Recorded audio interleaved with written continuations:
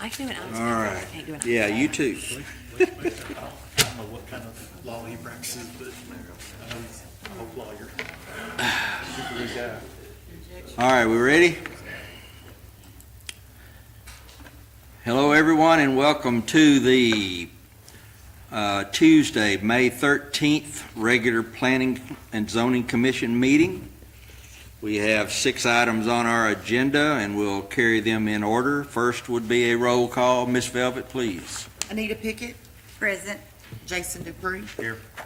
Anderson Neal, Here. Chris Owens, Here. Corey Motts, Here. Randall Hickerson is absent, and Chairman Thomas. Here. Second item on the agenda would be an adoption of the summarized minutes of the April 8th meeting. Everybody had an opportunity to read through those. Any additions, subtractions, additions, or edits, or anything?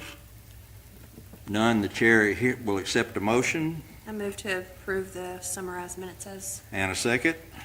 Second. All right, this will be a voice vote. All in favor say aye. Aye. Any opposed, same sign. Item number 3, ordinance revision requested by Roger Douglas to correct Article 6, supplementary provision, Section 28-51, accessory buildings. G, accessory buildings, paragraph 1, second sentence to state detached accessory buildings located in the rear portion of the lot shall not be closer than 10 feet to the main building. Miss Jamie? So this is one of those things where in paragraph A, it originally said 15 feet, and then in paragraph G, it says 10 feet. So it's supposed to be 10 feet. So we're just cleaning that up where they both match. So we've And- got, And then Roger asked that we remove that last sentence from paragraph G because it doesn't apply anymore. we've got language that doesn't agree with itself. Yes. Okay.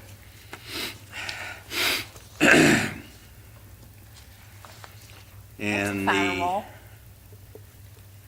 A firewall is a wall that's rated for when our firewall is 5-inch sheetrock on one side, fire rated sheetrock. And nobody builds a firewall on the back lot. It's not done anymore. That was mostly when things were like downtown buildings where they were butted up against each other. yeah. Okay, sorry to interrupt. All right, so we're just cleaning up the language, and our required language or desired language is 10 feet and not 15. Right. Okay. Any questions from anyone? This being a simple housekeeping thing, this goes before the board of directors for final, or does it Yes. not? It will? Yep. Okay.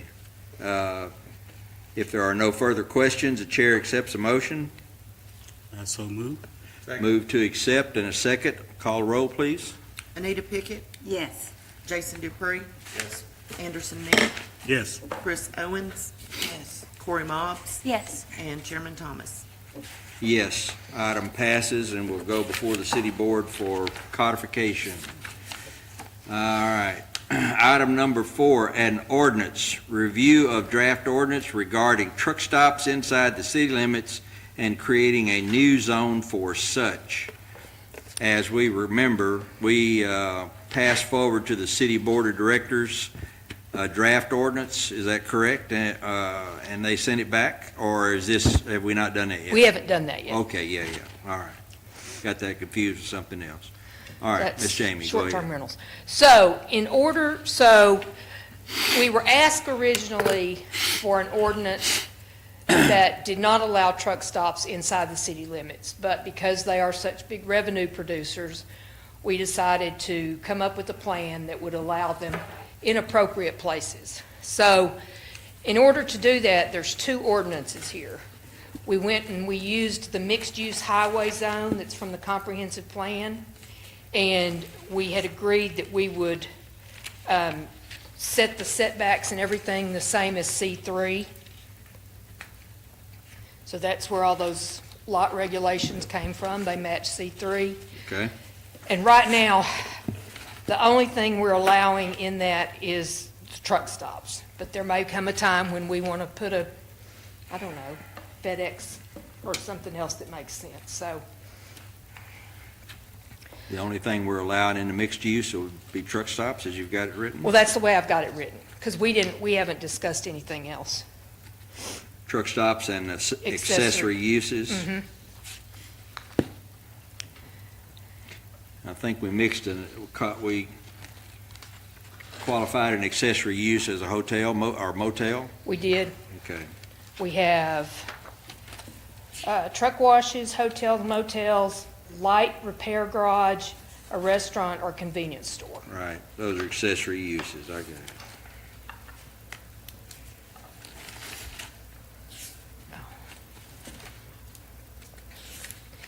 So we had to have an ordinance to establish that zone, and then there's a separate ordinance which regulates truck stops. Okay.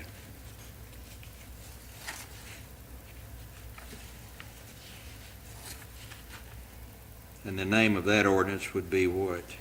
It's going to be section 2884, truck stops. It'll be a new section. Yeah, here we go. We've defined truck stop and tractor trailer. We said they can only be located in the mixed-use highway zone.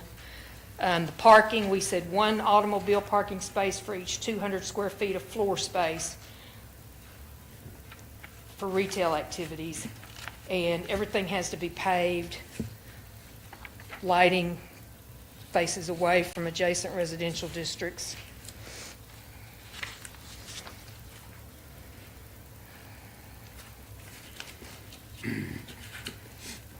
Now,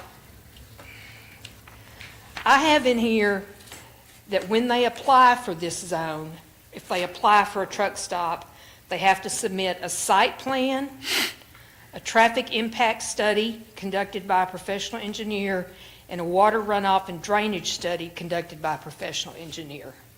They have to give that to us with the application. Right. And then upon approval of the rezoning request, they have to have an approved driveway permit from RDOT. Right. Make sure I got all that right. Compliance with all state and federal regulations.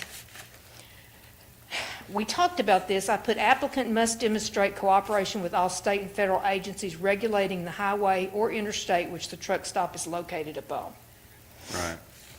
And then they'll have to have a certificate of occupancy. Well, access to the truck stop won't be directly off the interstate. It'll be off an access road because there's no exits. They wouldn't build an exit just for a truck stop. Right.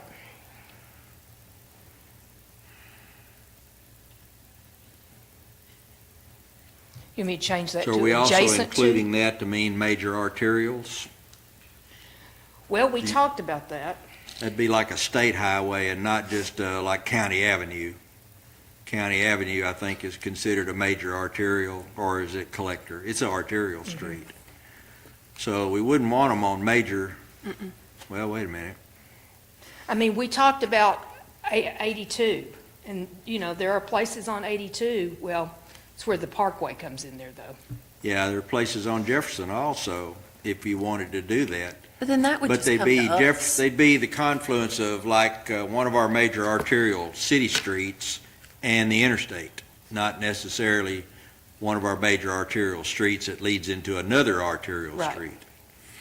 So our purpose is to put them on the interstates, which is, in my opinion, where the developers are going to want to put them. They're not going to want to be interior of the town, and they're not Right. going to want to be hard to get in and out of. But I mean, wouldn't they still have to come to us? Like we tell them, no, you can't. I mean, they'll have to They'll rezone have to it. rezone. Like Because- the zoning would have to be the checks and balances. Right. Yeah. So are we going to modify the language of C3 to exclude truck stops from C3? We don't have it, truck stops are not listed in our ordinance at all. Okay, we didn't even have a definition? Okay. But all of the truck stops now are all in C3 zones. Well, I mean, we don't even have any, other than Flying J. technically We got Flying J out in Mandeville. Yeah. Well, if you ask the guys at the corner of Trinity and Four States Fair Parkway if they're a truck stop or not, they'd tell you no, but they got diesel pump fuel stations, islands, and they got truck parking in the back. So in a technical term, they are a truck stop. So does Roadrunner. So is Roadrunner. Truck parked behind him. Roadrunner doesn't sell diesel, but they have parking, overnight parking. So that's all grandfathered in my thoughts, but that's a Yeah. C3 zone. Speaking of definitions, do we say light repair, is that defined anywhere? No, but I can. Because we had said we wanted to use the term light because we didn't want them out there rebuilding engines. Adding some oil, adding some washer fluid, light bulbs. That's, Well, yeah, well, it'd be minor repairs in order to keep the truck on the highway or Right. keep it moving down the highway. Just Okay, we can add that. Light service work. We might say light repair and service work. Somebody That pulls in, define What light means. I Yeah. will, I will do some Googling. there was, in the other ordinances from other areas of the, instead of saying light, you could say minor, yeah. Minor might be a good adjective. It might be more defining, would you think? Jason? It's all about perspective. True. Minor to some is major and vice versa. Well, I we mean, don't, if it's an indoor place, I really don't care if they're rebuilding the engine, if it's inside a bay. inside a shop building. It's about what's seen. Well, I worked at Mid-Con, the truck stop, in my early years, and we had a shop, and the big thing that they did out there was replace a wheel bearing, replace a brake line hose, replace a hydraulic hose, replace fuel filters, that kind of stuff. They're not gonna tear a truck down because the guy that's got the truck has got a load and he needs to get on the road. So light or minor repairs. Okay, Once again, Google up a definition. Okay. I mean, we don't want to write my God, you don't want to write 40 pages of definitions for light, but I'll come up with something. yeah, if you make it too vague, then next thing you know, like Jason says, Yeah, I mean, maybe it's more based on time, maybe short term or, repairs that take less than a day or two, or, I don't know. Come up with something. Good luck. Thanks. every truck stop has a little shop. They all do, and they do replace a broken wheel stud, fix a flat, that kind of stuff. Okay. So, yeah. All right, then I'll make that They're not gonna tweak. have any mechanics working there that can take an engine down. I Okay, promise they're not gonna pay them that much. All right.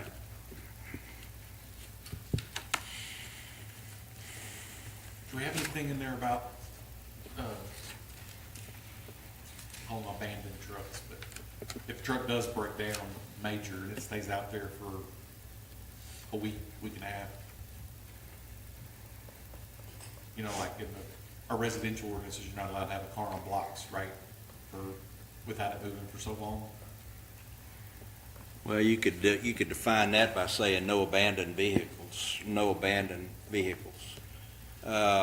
Any over-the-road trucker that breaks down bad enough that he can't quick it and get back on the road, they're gonna tow it to the nearest truck repair shop.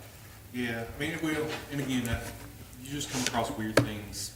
Well, you where come the truck across, breaks down and the driver just walks off. I mean, I've had to deal with abandoned trailer houses on the side of roads that we've had to do something with because it wasn't worth the owner. He just unhooked his truck and left the house out there, and now it's mine to deal with.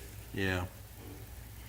Well, you can't cut short a old Joe Blow pulpwooder either. No, and I'm sure the truck stop's they're gonna want it removed before we would, I would assume. But Yeah. You could put a time limit on it. okay. 2 weeks, 1 week. No inoperable vehicles left over 2 weeks.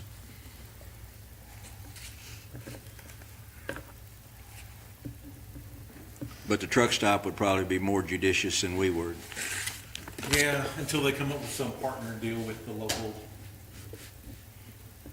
big truck repair, that they start using that as their parking lot. Yeah.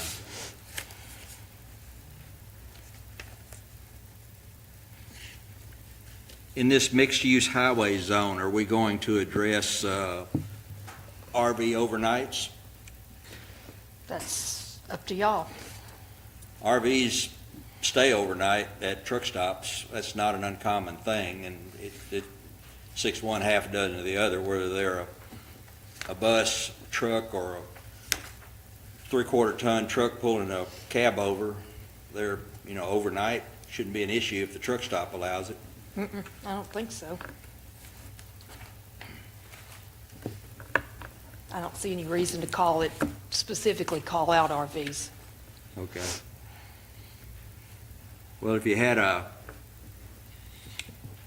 RV park would be something different, and that'd be covered under a different ordinance. Yeah, we do have RV parks Right, in our ordinance. like the one out by Flying J that's just down the road, used to be the KOA.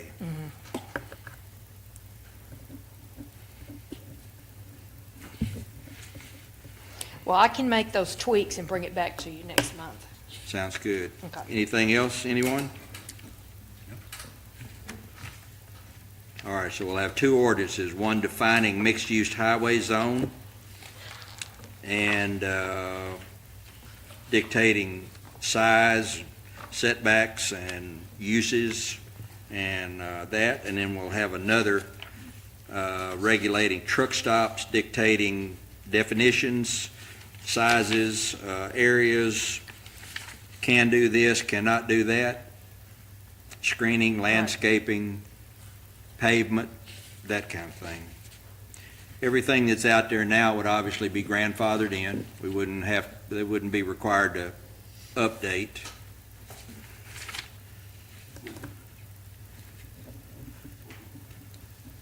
If one of the existing truck stops wanted to do an accessory building, would they have to rezone the entire property, or would that be included under the C three? If they wanted to do what now? Add an accessory building. Like if they want to put a motel or. Oh, yeah. A lot of additions like that always trigger the more grandfather. They're grandfathered to what's there, and that's it. Yeah, if Yeah. they change it all, then They'd have to rezone They'd it. have to then they have to rezone rezone, which wouldn't be a big issue. They're already there.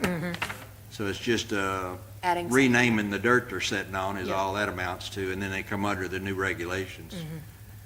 So, yeah. I agree with Jason. If grandfathered means what's there now, if you change it, it ain't there now. Right. It's something else. It would become Muh. legally non-conforming, and you can't increase the footprint of a legally non-conforming structure. Right. Now, they could remodel or improve or put some pavement down or stuff like that under normal building code practices, but they couldn't add on another 50,000 square Right. foot of building, so. Right. All right.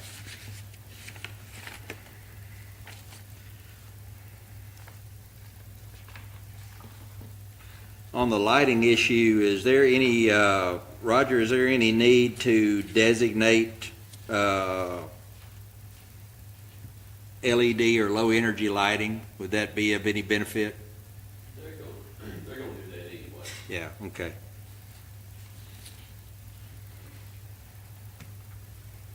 Is there any need, if we're gonna have them submit drainage plan and a traffic study, we could also have them submit their lighting plan. So I have that listed on their site plan, that they do have to have yeah, all the lumens everywhere on it. but I'll add that separate.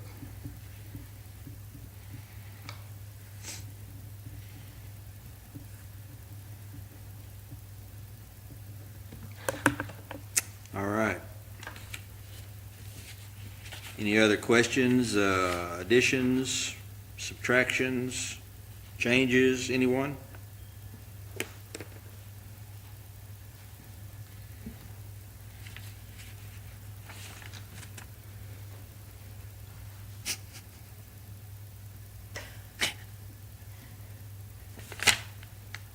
Okay, what action do we need to take here? You're gonna come back with I'm gonna another come back, draft? I'll make the tweaks and bring it All back to you right, next. so.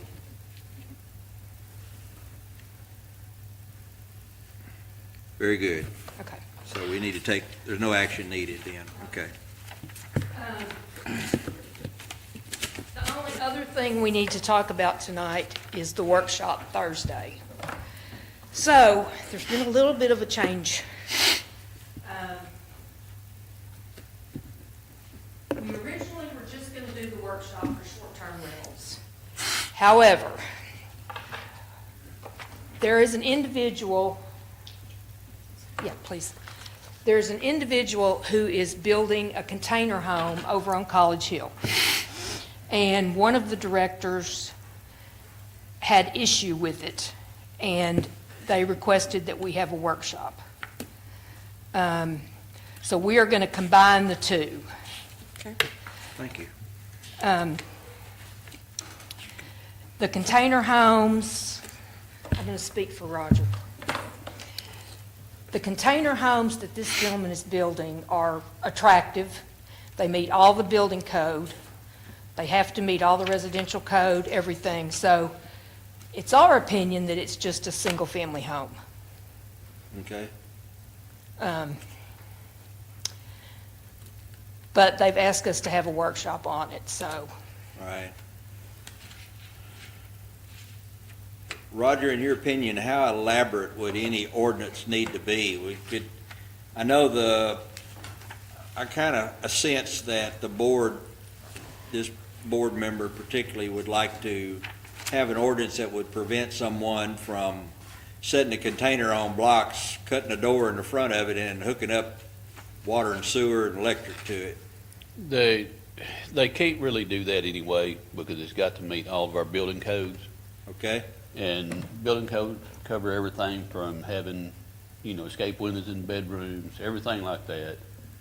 So it's not so much a deal about that. I think, in my opinion, they should be covered just under single-family dwellings, pretty much. But we right. do need some ordinance on container homes just to keep someone from coming in, throwing one container down there, especially if it's a 20-foot container, Yeah, and making a home out of it. right. The aesthetics is my main thing that I want to get in there, Yeah, so they can't, bring one in, paint it 5 different colors, something Right. like that, And we've got some stuff outlined for that workshop and stuff to go through. There is a draft ordinance in your packet that I put together. good. And How would a single 20-foot container differ from a tiny home? It won't. That's part of the deal. Okay, We don't have any orders, because you're looking at 320 foot on 360 foot on a 40-foot container. yeah. A 20-foot would be 180 square We- foot. We currently don't have a tiny home ordinance codified, do we? No, the state does not have anything on tiny homes. Nobody has anything on tiny homes. Yeah. We don't want to move forward on tiny homes until the state does something. Okay. So is it from section 4 on? Yeah, I think so. But there's a lot of information in that package that Jamie gave you tonight. Section 3. We Okay. have been looking at a lot of stuff. Yeah. From what I gathered from that meeting we had with the board of directors, most of them were in favor of just kind of considering them single-family homes and, just making sure that they're done correctly. Aesthetically pretty, And Yeah. there are aesthetics in that draft ordinance. Yeah, Well, aesthetics are going to be important because Yeah. that's the main thing. we all know that as long as Bubba's out of the rain, he's not caring that much about the aesthetics. Mhm. So you have to, it's unfortunate, but you got to write an ordinance to prevent people from doing the worst instead of encouraging them to do the best. So is there something in the ordinance that stops me from painting my house 5 different colors? Currently, no. No, not currently.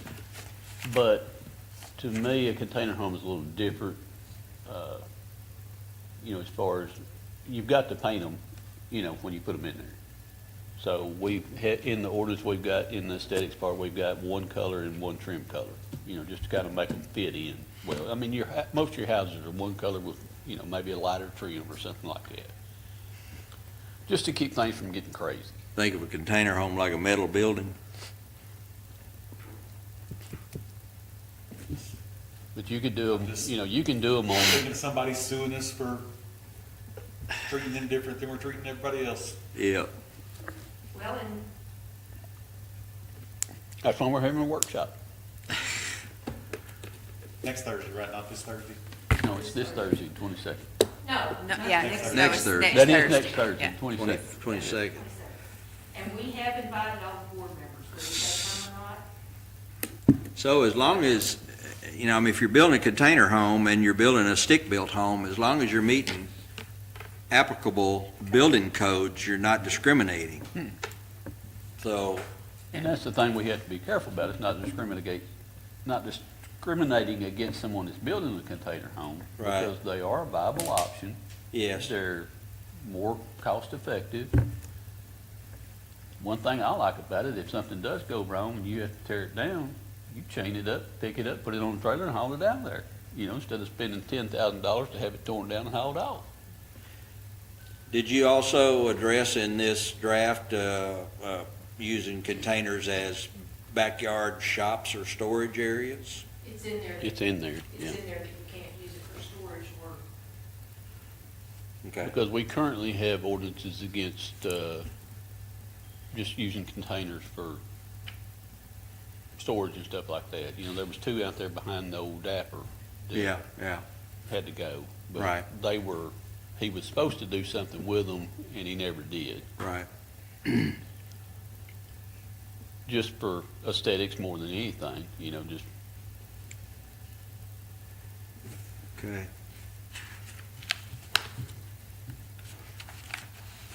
All right. So that'll be included in with our workshop for the Yeah. short-term rentals. we do need to check things, you know, have something in there. Because if you're gonna do a container home, you wanna make sure you get one if it's, you know, if it's a used shipping container that hasn't been hauling chemicals or something like that in it to use as a home, Right. you know, so we do need to have some ordinance on container home. Safety measures. That's about the only thing.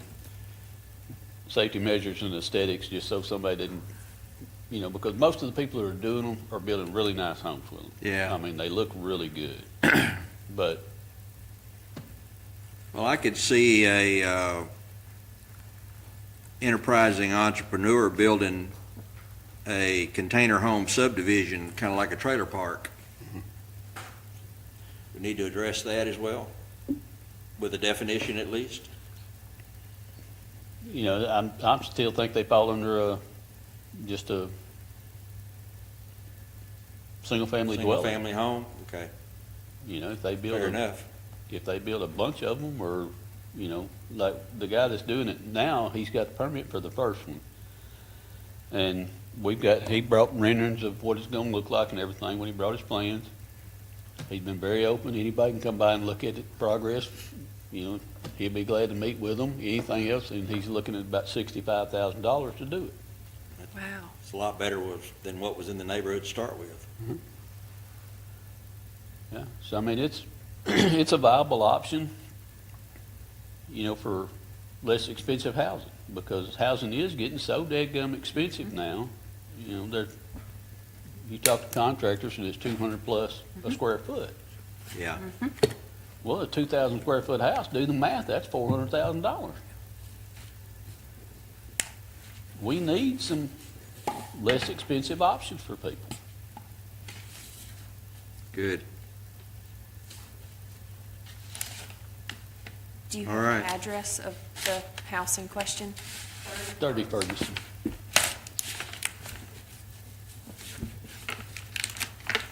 All right. Any other questions? Anyone? Thank you. Thank you for the draft here. That'll give us something to think about. Next meeting, June the 10th. Of course, our May 22nd workshop at 6 o'clock, right here? Okay. Huh? I'll have food. Well, yeah, She's baiting us here. baiting us, yeah. I'll have to get here earlier next time. Pizza was a little short when I got here. Anything else? Any other business? Any new business, old business, no business? No business. Our business? Anybody? All right. If there being nothing else, the chair accepts a motion for adjournment. I motion to adjourn. Second. All in favor, say aye.